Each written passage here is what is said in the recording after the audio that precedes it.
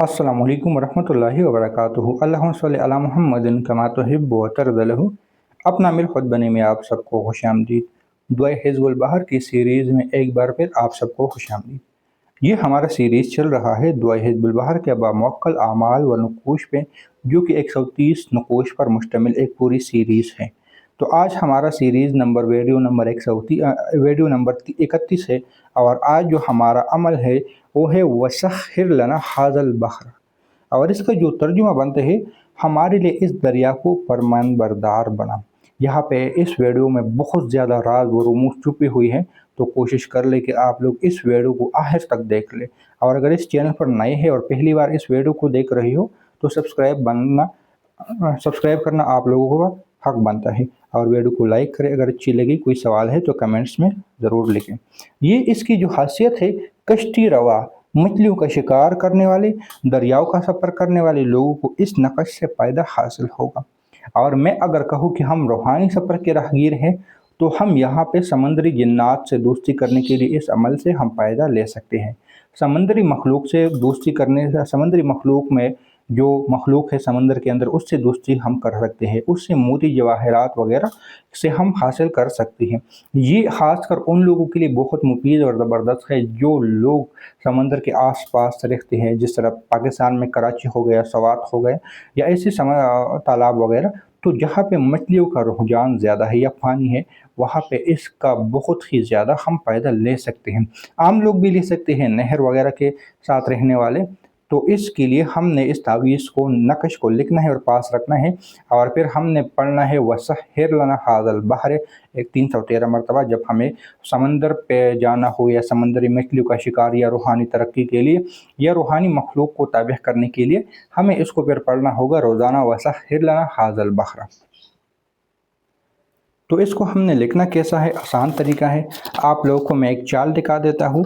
इस चाल पे आप लोगों ने इस नक़श को पुल कर देना है। ये है अच्छी चाल, और ये इसमें बहुत ही ज़्यादा ज़बरदस्त काम करता है, क्योंकि ये पानी और आग आपस में मिलते नहीं है, लेकिन इसके ज़रिए हम पानी और आग से बहुत बड़े बड़े काम कर सकते हैं। यानी अगर आग जलाता है तो पानी बुझाता है। तो ये यहाँ पे बहुत ही कारआमद होते हैं और बहुत इसके अजीब व गरीब नताइज होते हैं, जो कि यहाँ मुख्तसर वीडियो में बयान करना बहुत ही मुश्किल है। तो अमल की तरफ आते हैं। आप लोगों ने जहाँ पे, ये मैंने खाना एक में एक लिखा है, इन 16 खानों में जहाँ एक लिखा है आप लोगों ने इसको लिखने हैं। जहाँ खाना 2 लिखा है वहाँ पे आप लोगों ने इसको लिखना है। जहाँ खाना 3 है आप लोगों ने इसको लिखना है। यानी आप लोगों ने सीधे बसीधे लाइन ब लाइन इस तरह तरतीब से नहीं लिखना, बल्कि इस तावीज़ के अंदर जो खाने मैंने लगाए हैं 1 2 3 जहाँ पे लिखा है, आप लोगों ने इस तरह इसको लिख के इस तावीज़ नक़श को पुल कर देना है। फिर आप लोगों ने पला बिनते पला, यानी आपने अपने और अपनी वालदा का नाम लिखना है। और यहाँ पे आपकी मकसद जो भी है, समंदरी मखलूक से दोस्ती और हज़ाराने हासिल करने का है, या समंदरी मखलूक से मोती जवाहरात हासिल करना है, या समंदरी मखलूक के साथ वैसे दोस्ती करना है, या मछलियों का शिकार करने के लिए, या दरियाओं के सफ़र से हिफाजती के लिए, या आप कारोबार में हिफाजत के लिए आगे कहीं जा रहे हो उनकी हिफाजत के लिए। तो आपका जो मकसद है, जो हाजत है, उसको लिख लो। फिर 3 दफ़ा शुद्ध लिखना है, फिर 3 दफ़ा आमीन लिखना है, और आपकी तावीज़ तैयार हो गई। इस तावीज़ को आप लेमिनेशन ज़रूर कर लें, क्योंकि ये पानी के साथ इसका ताल्लुक़ है, तो लेमिनेशन इसका ज़रूर करना चाहिए।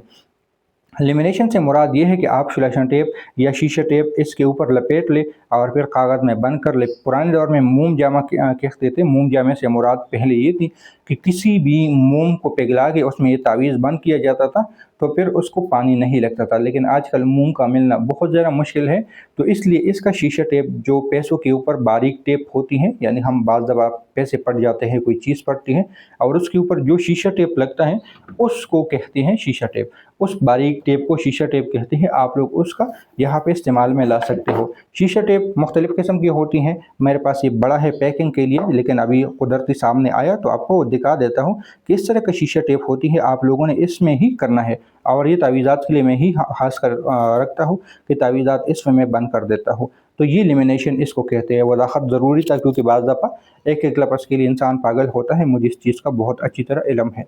तो ये आपका हो गया। आप लोगों को इस तावीज़ को तब ही लिख सकते हैं जब आप इसके हिज़्बुल बहर के आमिल बन गए हो, और हिज़्बुल बहर का चिल्ला सफ़र के महीने में 6, 7, 8 तारीख को किया जाता है।